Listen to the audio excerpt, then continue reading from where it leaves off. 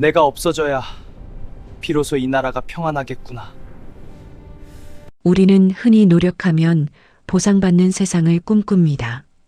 하지만 조선의 어린 왕 단종은 그 믿음을 정면으로 배신당한 인물입니다. 만약 당신의 삶이 타인의 욕망에 의해 송두리째 흔들리고 있다면 우리는 단종의 짧은 생애에서 어떤 살아갈 이유를 찾아내야 할까요? 우리는 흔히 인생을 내가 개척하는 지도라고 믿습니다. 하지만 어떤 인생은 태어나는 순간 이미 벼랑 끝을 향해 그려진 설계도와 같습니다. 조선의 제6대 왕 단종. 그는 조선 역사상 가장 완벽한 정통성을 가진 준비된 왕이었습니다. 세종대왕의 적장손이자 문종의 외아들. 그에게는 결점이라고는 찾아볼 수 없는 황금빛 미래가 약속된 듯 보였죠. 하지만 철학자 하이데거가 말한 피투성, 즉 자신의 의지와 상관없이 이 세계에 던져진 존재라는 개념은 단종에게 있어 축복이 아닌 저주였습니다. 그가 가장 높은 곳에 던져졌다는 사실 자체가 그를 가장 깊은 심연으로 밀어넣는 동력이 되었기 때문입니다. 단종의 유년 시절은 따뜻한 품이 아닌 차가운 상복의 기억으로 점철되어 있습니다. 태어난 지 단 하루 만에 어머니 현덕왕후를 잃었습니다. 젖비린내 나는 갓난아기에게 허락된 건 어머니의 온기가 아니라 차가운 궁궐의 법도였습니다. 할아버지 세종은 이 가여운 손자를 금지옥엽 아꼈지만 그 사랑조차 단종에게는 무거운 짐이었습니다. 세종이 죽고 뒤를 이은 아버지 문종마저 병약한 몸으로 2년 만에 세상을 떠납니다. 겨우 12살. 친구들과 뛰어놀며 세상을 배워야 할 나이에 소녀는 피비린내 나는 권력의 최정점에 홀로 던져집니다. 주변을 둘러봐도 온통 검은 속내를 감춘 어른들 뿐이었습니다. 이때부터 단종의 삶은 평범한 일상이 아닌 거대한 파도 앞에 놓인 작은 촛불과 같았습니다. 시청자 여러분, 상상해 보십시오. 나를 지켜줄 유일한 울타리였던 부모와 조부모가 모두 사라진 뒤 나를 죽여야만 내가 가진 것을 뺏을 수 있는 늑대 같은 숙부들 틈에서 눈을 뜨는 기분을 말입니다. 단종의 비극을 완성하는 인물, 수양대군이 등장합니다. 그는 단종에게 단순한 숙부가 아니었습니다. 그는 야망이라는 이름에 살아있는 화신이었죠. 단종이 왕위에 오른 직후부터 궁궐의 공기는 달라집니다. 낮에는 충성을 맹세하던 신하들이 밤에는 수양대군의 집으로 모여들고 소년 왕의 명령은 궁궐 담장을 넘지 못하고 흩어집니다. 단종은 본능적으로 느꼈을 것입니다. 내 주변의 공기가 점점 희박해지고 있다는 것을요. 당시 기록을 보면 어린 단종이 홀로 눈물을 흘리거나 밤늦도록 잠을 이루지 못했다는 대목이 나옵니다. 그것은 단순한 외로움이 아니라 곧 닥쳐올 존재의 소멸에 대한 원초적인 공포였습니다. 수양대군은 단종의 가장 충직한 신하들을 한 명씩 제거하기 시작합니다. 김종서의 죽음, 피로 물든 계유정난. 단종은 궁궐 안에서 자신의 손발이 잘려나가는 비명을 실시간으로 들어야 했습니다. 여기서 우리는 멈춰서서 물어야 합니다. 왜 운명은 이 가녀린 소년에게 이토록 가혹한 시련을 몰아넣었을까? 만약 단종이 조금 더 영악했다면, 혹은 조금 더 잔인했다면 역사는 달라졌을까요? 아니면 이것은 인간이 저항할 수 없는 거대한 부조리의 시작이었을까요? 이제 곧 시작될 이야기는 단순한 권력 찬탈극이 아닙니다. 그것은 한 인간의 존엄성이 어디까지 처참하게 짓밟힐 수 있는지, 그리고 그 무너진 잔해 속에서 인간은 어떤 표정을 짓게 되는지에 대한 잔혹한 실험 보고서입니다. 12살의 왕이 되어 17살의 죽음을 마주하기까지 그 짧은 5년 동안 단종이 겪었던 지옥보다 더한 고독은 무엇이었을까요? 이제 우리는 단종이 왕관을 벗고 사랑하는 아내와 생이별하며 이름조차 빼앗긴 채 차가운 유배지 영월로 떠나야만 했던 그 비극의 절정으로 들어갑니다. 그곳에서 그는 과연 무엇을 보았을까요? 그리고 왜 수양대군은 조카를 죽이지 않고는 잠들 수 없었을까요? 이제 그 처절한 몰락의 현장으로 여러분을 초대합니다. 권력이라는 괴물은 결코 적당히 멈추는 법이 없습니다. 수양대군은 이제 조카의 그림자조차 지워버리기로 결심합니다. 1455년 윤 6월 단종은 자신의 손으로 왕위를 숙부에게 넘겨주는 선의를 단행합니다.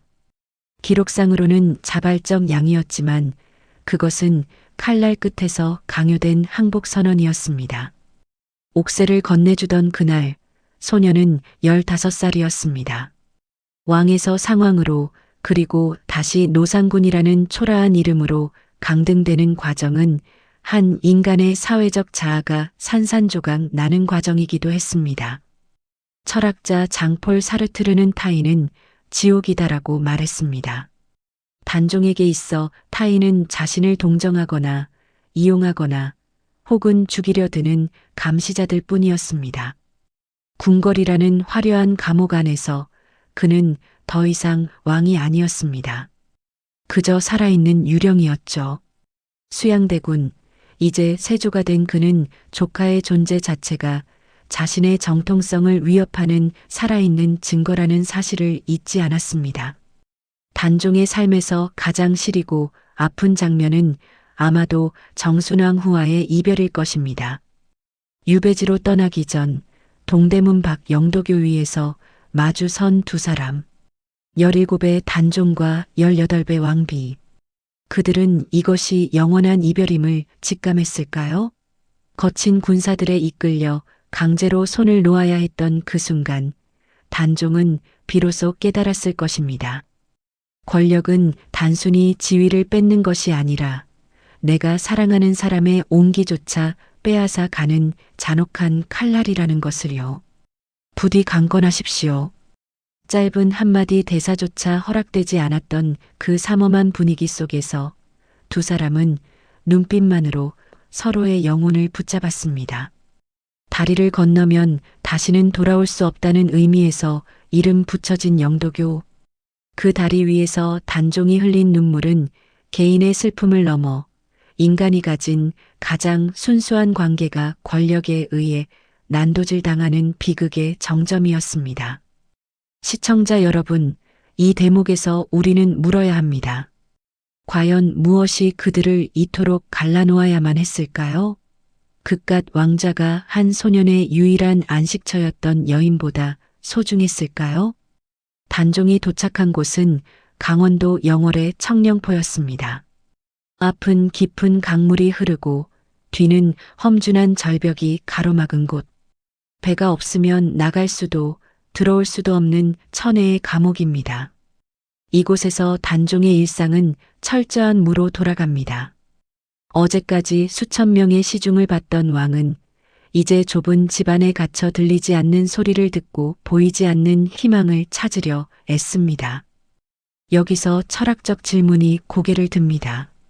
모든 소유를 빼앗기고 모든 관계가 단절된 채 오직 나라는 존재만 덩그러니 남았을 때 인간은 무엇으로 버티는가?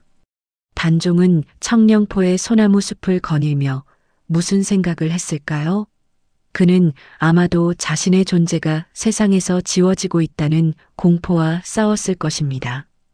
이것은 단순한 외로움이 아닙니다. 나의 과거와 미래가 모두 부정당한 채 오직 고통스러운 현재만이 무한히 반복되는 시지프의 형벌과도 같은 시간이었습니다. 하지만 비극은 여기서 멈추지 않습니다. 세조는 단종을 유배 보낸 것만으로 안심하지 못했습니다. 중앙 정계에서 단종을 복위시키려는 움직임이 포착될 때마다 영월의 소년에게는 더 가혹한 소식이 들려옵니다. 자신을 위해 목숨을 걸었던 사육신들의 처참한 죽음, 그리고 그 피 냄새는 강바람을 타고 청령포까지 전해집니다. 이제 단종은 깨닫게 됩니다. 내가 살아있는 한 나를 사랑하는 사람들은 모두 죽게 될 것이라는 사실을요. 자신의 존재 자체가 사랑하는 이들에게 죽음을 배달하는 저주가 되어버린 상황. 이때 소년 단종은 인생에서 가장 무겁고 고통스러운 결단을 내리게 됩니다. 이제 단종이 마주한 가장 처절한 공포, 그리고 영월에 불어닥친 피비린내, 나는 폭풍과 그 속에서 소년이 겪어야 했던 심리적 붕괴를 다룹니다. 과연 수양대군은 조카에게 어떤 최후의 통보를 보냈을까요? 그리고 단종은 왜 죽음보다 더한 삶을 견뎌야만 했을까요? 역사가 차마 기록하지 못한 그날의 진실이 시작됩니다. 영월의 고요함은 곧 피비린내 나는 소식들로 깨어집니다. 1456년 성산문과 박팽년 등 이른바 사육신들이 단종의 보기를 꾀하다 발각됩니다. 세조의 국문장은 비명과 타는 살 냄새로 가득 찼습니다. 하지만 그 비명은 한양에서 멈추지 않고 강원도 영월의 좁은 처소까지 날아와 단종의 가슴에 박힙니다. 나를 위해 목숨을 걸었던 이들이 능지처참을 당하고 그들의 가족들까지 노비로 전락했다는 소식. 여기서 철학자 임마누엘 칸트의 인간을 수단이 아닌 목적으로 대하라는 정언 명령은 처참히 부서집니다. 세조에게 단종은 제거해야 할 수단이었고 사육신들에게 단종은 지켜야 할 상징이었습니다. 정작 그 상징이 된 소년왕은 자신 때문에 수많은 생명이 꺼져가는 것을 무력하게 지켜보아야만 했습니다. 시청자 여러분, 상상해 보십시오. 내가 살아있다는 사실 자체가 누군가에게 죽음을 배달하는 이유가 될 때 인간의 영혼은 얼마나 처참하게 무너져 내릴까요? 비극은 여기서 끝이 아니었습니다. 단종이 가장 의지했던 또 다른 숙부, 금성대군마저 수능에서 단종 보기를 꾀하다 사약을 받게 됩니다. 이제 단종의 주변에는 아무도 남지 않았습니다. 나를 지키려던 이들은 모두 땅속에 묻혔고 나를 죽이려는 이들만 담장 너머에서 번뜩이는 눈으로 기회를 엿보고 있습니다. 단종은 영월의 자규루에 올라 시를 짓습니다. 딸 밝은 밤 소쩍새 울제 시름 못 잊어 달하게 기댔노라. 내 울음 슬프니 내 듣기 괴롭구나. 내 소리 없으면 내 시름 없을 것을. 이 시구절은 단순한 문학적 표현이 아닙니다. 그것은 자신의 존재를 부정하고 싶은 처절한 자기 고백이었습니다. 내가 없었더라면, 내가 왕이 아니었더라면 이 모든 피의 향연은 없었을 텐데. 단종은 이때부터 서서히 삶에 대한 의지를 내려놓기 시작합니다. 철학자 아르투어 쇼펜하우어가 말한 삶에 대한 의지의 부정이 소년의 가슴 속에서 싹트기 시작한 것입니다. 세조는 이제 마지막 결단을 내립니다. 단종을 살려두는 한 피의 악순환은 끝나지 않을 것임을 알았습니다. 세조는 단종을 서인으로 강등시키고 사약을 내리기로 합니다. 왕의 핏줄이자 조카에게 내려진 가장 잔인한 선물. 이제 영월의 청령포에는 죽음의 그림자가 짙게 드리웁니다. 하지만 여기서 소름 끼치는 사실 하나가 있습니다. 세조는 단종에게 사약을 보내면서도 차마 자신의 손을 더럽히고 싶지 않아 했습니다. 금부도사 왕방연이 사약을 들고 영월에 도착했을 때 그는 단종의 얼굴을 차마 쳐다보지 못하고 뜰에 엎드려 통곡했습니다. 죽이는 자와 죽는 자, 그리고 그 죽음을 집행하는 자, 모두가 울고 있는 이 기묘하고도 참혹한 풍경. 이것은 단순한 처형이 아니라 한 시대의 순수함이 살해당하는 현장이었습니다.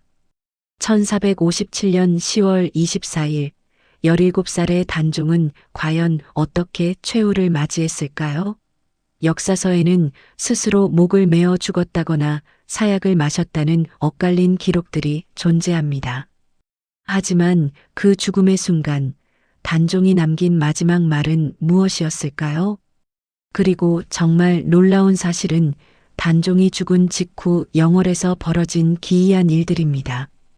단종의 시신을 거두는 자는 삼족을 멸하겠다는 세조의 엄포에도 불구하고 목숨을 걸고 시신을 거둔 한 이름 없는 아전의 이야기. 그리고 수백 년이 지난 지금까지도 단종의 영혼이 영월을 떠나지 못하고 있다는 전설들. 이제 단종의 마지막 숨결이 멎던 그 순간의 진실과 죽음으로써 비로소 완성된 그의 절대적 자유에 대해 이야기해 보려 합니다. 죽음이 패배가 아니라 승리가 될 수 있는 철학적 이유, 그 눈물겨운 대서사시의 끝으로 여러분을 모십니다. 운명의 시간이 다가왔습니다. 세조가 보낸 금부도사 왕방연이 사약을 들고 영월에 도착합니다. 하지만 왕방연은 단종 앞에 나아가 사약을 올리지 못하고 마당에 엎드려 통곡할 뿐이었습니다. 자신이 모시던 옛 주군, 그것도 이제 겨우 17이 된 소년에게 독약을 마시라고 말할 수 있는 인간은 세상에 없었기 때문입니다. 이 기막힌 정막 속에서 단종은 오히려 덤덤했습니다. 여기서 철학자 소크라테스의 죽음을 떠올려 봅니다. 소크라테스가 독배를 마실 때 제자들은 울부짖었지만 그는 죽음이 영혼의 해방이라며 담담히 잔을 들었습니다. 단종 역시 마찬가지였습니다. 기록에 따르면 단종은 자신 때문에 괴로워하는 이들을 뒤로하고 조용히 방 안으로 들어갔습니다.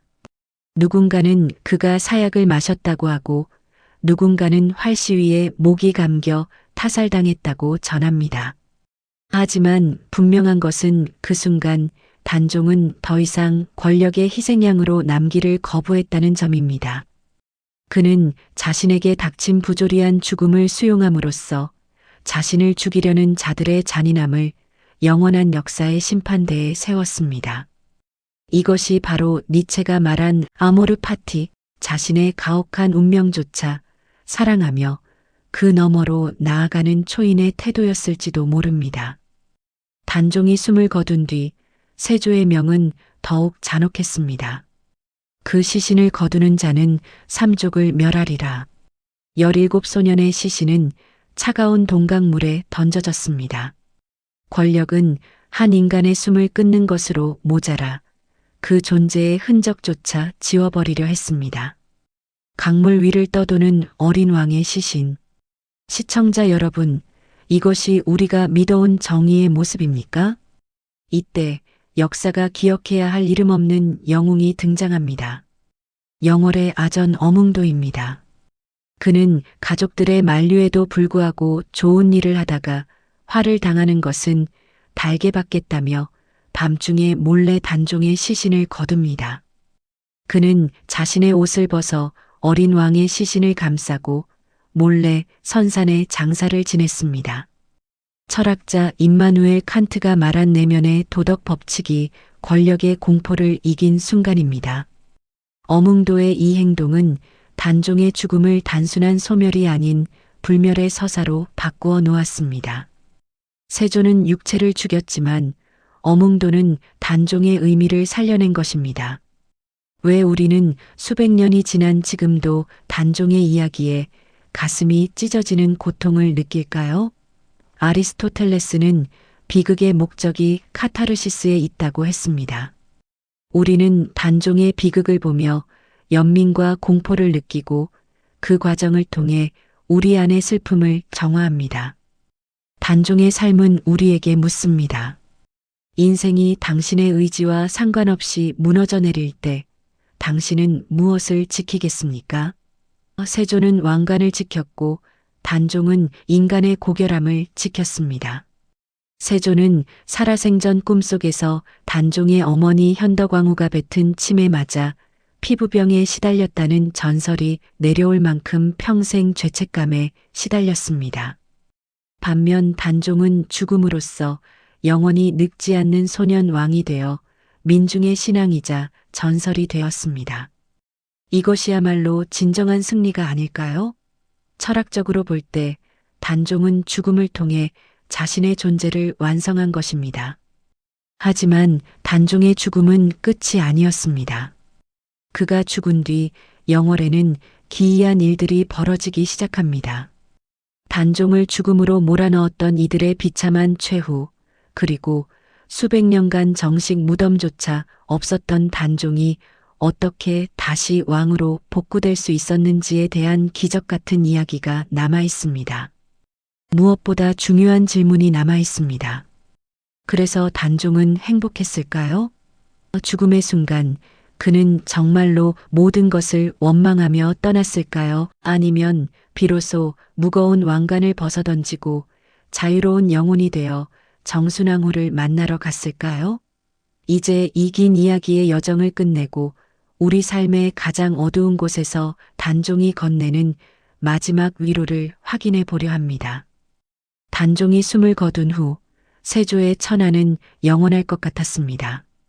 하지만 역사의 법정은 차가웠습니다. 단종을 죽인 세조는 평생을 악몽과 피부병 그리고 자식들을 먼저 보내는 참혹한 대가 속에서 보냈습니다. 반면 강물에 버려졌던 소년 왕의 이름은 민초들의 입에서 입으로 전해지며 신화가 되었습니다. 죽어서도 늙지 않는 영월의 산신이 되었다는 전설, 그리고 그를 지켰던 충신들의 넋이 꽃이 되었다는 이야기들. 결국 200여 년의 시간이 흐른 뒤에야 숙종대에 이르러 단종은 노상군이라는 오명을 벗고 다시 왕의 이름을 되찾습니다. 이는 단순한 명예 회복이 아닙니다. 권력이 아무리 진실을 파묻으려 해도 인간의 가슴 속에 새겨진 정의와 연민은 결코 지워지지 않는다는 철학적 증명입니다. 실존주의 철학자 가브리엘 마르셀은 사랑하는 사람에게 말하라. 당신은 결코 죽지 않을 것이다라고 했습니다. 우리가 단종을 기억하는 한 그는 죽은 것이 아니라 우리 안의 도덕적 나침반으로 영원히 회귀하고 있는 것입니다. 시청자 여러분, 우리는 앞에 20여 분 동안 한 소년의 찢겨진 삶을 목격했습니다. 마음이 아프고 눈물이 나는 이유는 단지 그가 불쌍해서가 아닙니다. 그의 삶 속에서 나의 모습을 보았기 때문입니다. 우리 역시 살아가며 수많은 세조를 만납니다. 나를 이용하려는 사람, 나의 노력을 가로채는 세상, 그리고 내 잘못이 아닌데도 나를 유배 보내는 가혹한 운명들. 하지만 철학은 우리에게 말합니다. 비극은 인간을 파괴하기도 하지만 역설적으로 인간을 가장 인간답게 완성하기도 한다고 말이죠. 빅터 프랭클은 수용소의 극심한 고통 속에서 시련에 대처하는 방식이야말로 인간이 가진 마지막 자유라고 했습니다. 단종은 그 자유를 행사했습니다. 그는 비굴하게 목숨을 구걸함으로써 생존한 패자가 되는 길 대신 담담히 죽음을 마주함으로써 영원한 승자가 되는 길을 택했습니다. 그가 흘린 피눈물은 헛된 소멸이 아니라 우리가 삶의 무게에 눌려 존엄을 포기하고 싶을 때 우리를 일으켜 세우는 단단한 지지대가 되었습니다. 이제 영상을 마무리하며 여러분께 묻고 싶습니다. 지금 당신이 갇혀있는 청령포는 어디인가요? 아무리 소리쳐도 대답 없는 벽에 부딪힌 것 같고 삼면이 강으로 막힌 듯 고립된 기분을 느끼고 계시지는 않나요? 사랑하는 사람과 헤어지고 이름조차 잃어버린 채 세상의 변두리로 밀려난 것 같은 그 느낌 말입니다. 기억하십시오. 단종은 17의 나이에 그 모든 것을 겪으면서도 끝내 자신의 영혼을 팔지 않았습니다. 그가 영월의 차가운 강물 위에서 보았던 것은 절망이 아니라 수백 년 뒤 그를 보며 용기를 얻을 바로 당신의 얼굴이었을지도 모릅니다. 단종의 슬픈 사연에 우리가 함께 울어줄 때 사실 우리는 우리 자신의 상처를 치유하고 있는 것입니다. 슬픔은 나눌 때 가벼워지는 것이 아니라 깊게 이해될 때 비로소 힘이 되기 때문입니다. 세조의 왕관은 박물관의 유물이 되었지만 단종의 눈물은 오늘 우리 가슴 속에서 뜨거운 강물로 흐릅니다. 인생이 당신을 배신했을 때 당신은 당신 자신을 배신하지 않을 자신이 있습니까? 단종이 남긴 이 뼈아픈 질문을 품고 오늘 하루를 견뎌내시길 바랍니다. 당신의 고통은 결코 무의미하지 않습니다. 당신이 포기하지 않는 한 당신의 영월에도 반드시 봄은 찾아옵니다. 지금까지 생각 한 스푼이었습니다. 오늘 이야기가 여러분의 무너진 마음을 조금이라도 보듬어 주었다면 구독과 좋아요로 단종의 못다한 이야기를 널리 퍼뜨려 주십시오. 여러분의 댓글 하나가 누군가에게는 오늘을 살아갈 철학적 위로가 될 것입니다. 시청해 주셔서 감사합니다.